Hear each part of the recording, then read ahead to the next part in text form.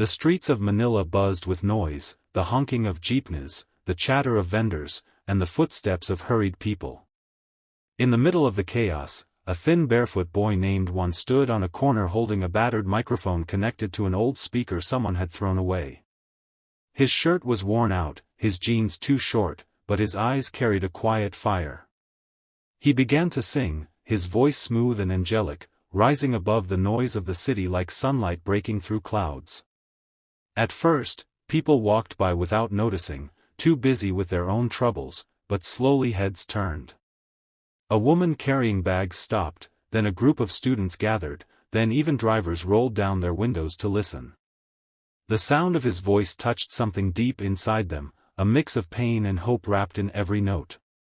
His little sister Anna sat beside a small cardboard box, waiting as strangers dropped coins, some leaving more than they could afford because the boy's voice pulled at their hearts. His mother Maria watched from the corner with pride and sorrow, her hands clasped tightly, knowing her son's gift was bigger than these streets but unsure if he would ever escape them. The Manila sunset painted the sky orange and gold, the light reflecting on Juan's determined face as if the universe itself was listening. For those few minutes, the noise of poverty, hunger, and hardship faded, replaced by the music of a boy who refused to give up. His voice became a promise, not just for himself, but for his family and for anyone who had ever felt invisible. As his song ended, the crowd erupted in applause, and Juan smiled shyly, unaware that this was only the beginning of a journey that would change his life forever. The long flight from Manila to Los Angeles felt like a dream one could barely believe was real. He pressed his forehead against the tiny plane window, staring down at the clouds as if they were stages waiting for him to sing upon. Beside him, his mother Maria clutched a small worn-out bag, holding all the belongings they had, while his little sister Anna dozed off on her lap. Their journey had been made possible by kind strangers, a small fundraiser in their community, and the unshakable belief that Juan's voice was meant for something greater. When they landed in Los Angeles, the air felt different, filled with possibilities, lights, and a rhythm of hope unlike anything one had ever known. The city was alive, glowing with tall buildings, billboards, and music pouring out from every corner. As they stepped outside the airport, Maria squeezed Juan's hand tightly, whispering, "This is where dreams begin, Anak." They walked through the bustling streets, passing faces from all over the world, each carrying their own story.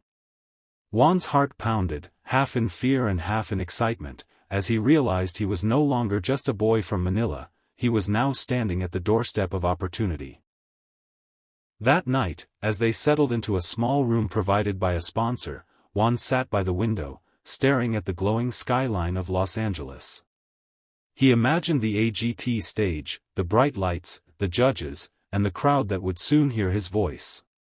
For a moment, doubt crept in. What if he failed? What if he wasn't enough? But then he remembered the streets of Manila, the people who believed in him, the sacrifices of his mother, and the hopeful eyes of his sister. With that thought, determination replaced fear, and Juan whispered to himself, "I will not waste this chance."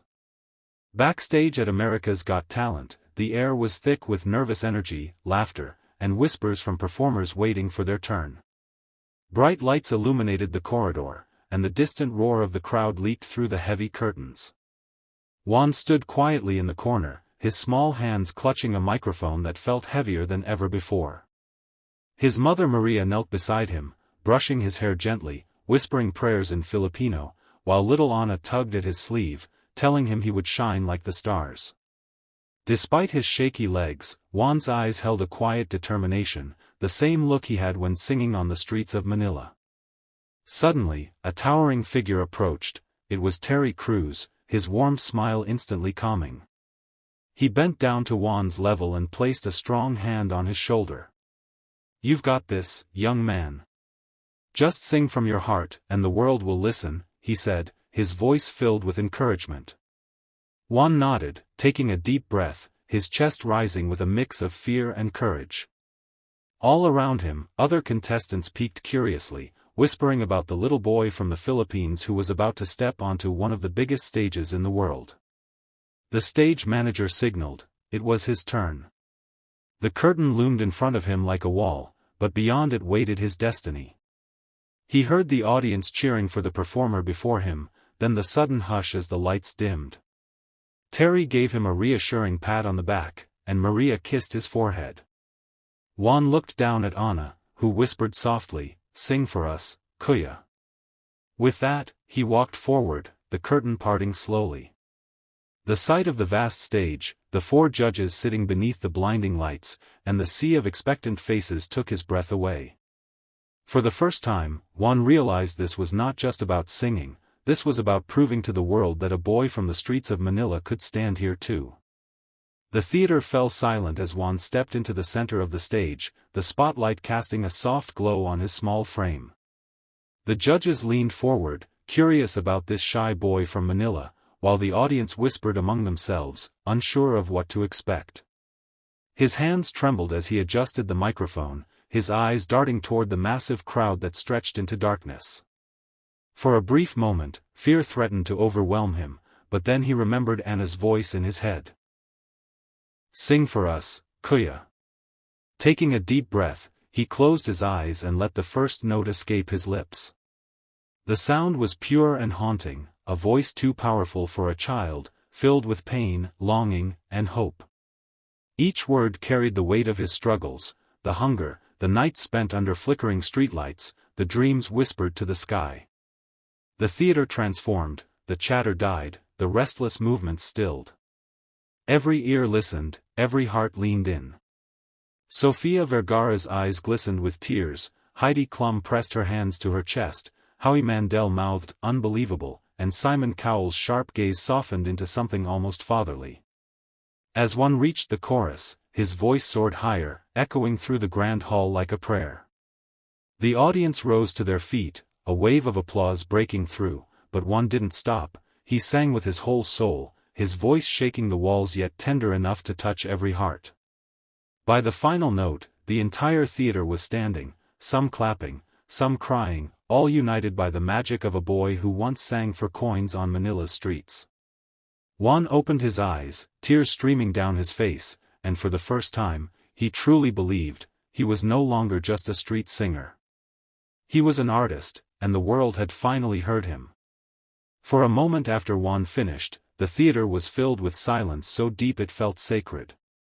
Then, a thunderous wave of applause erupted, echoing through every corner of the hall.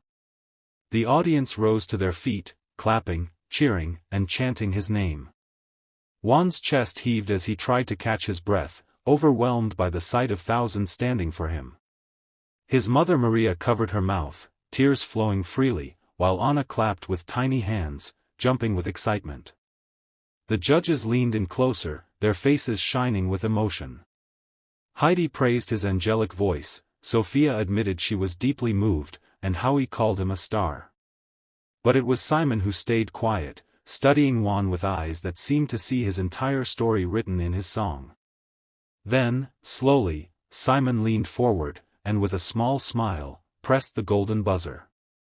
In an instant, the hall exploded with golden confetti, shimmering like falling stars. Juan's eyes widened, and he dropped the microphone as he covered his face in disbelief. Maria rushed onto the stage, pulling him into her arms, while Anna danced beneath the golden rain, her laughter echoing with pure joy. The crowd screamed even louder, their cheers blending with the sound of confetti machines. Simon stood up, clapping with rare warmth, and said, "That was more than a performance, that was a miracle." Terry Crews sprinted onto the stage, lifting Juan high into the air as the boy cried tears of shock and happiness. For a child who once sang for coins on the streets of Manila, this moment was everything, a doorway to a life he had only dared to dream about. The golden confetti stuck to his hair and clothes, but in his heart, it felt like wings. The world finally saw him, and his journey had only just begun.